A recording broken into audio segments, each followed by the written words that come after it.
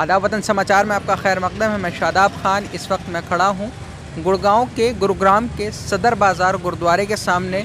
गुरुग्राम में पिछले कुछ दिनों से खुले में नमाज़ पढ़ने का काफ़ी विरोध हो रहा है। कई जगहों पर नारेबाजी हुई, कहीं भजन कीर्तन किया गया नमाज स्थल के पास और कहीं नमाज स्थल पर गोबर के उपले रख दिए गए ताकि मुसलमान नमाज ना पढ़ पाएँ।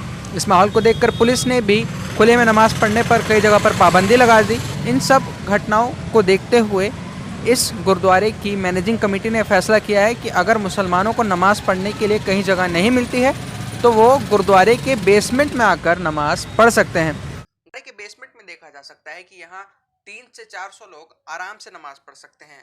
आज यानी शुक्रवार को अगर मुसलमानों को ज़रूरत पड़ी तो हो सकता है कि वो जुम्मे की नमाज यहीं अदा करें।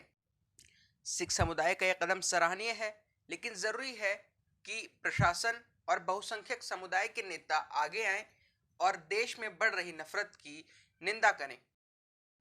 गुरुग्राम से शादाब खान की रिपोर्ट, वतन समाचार।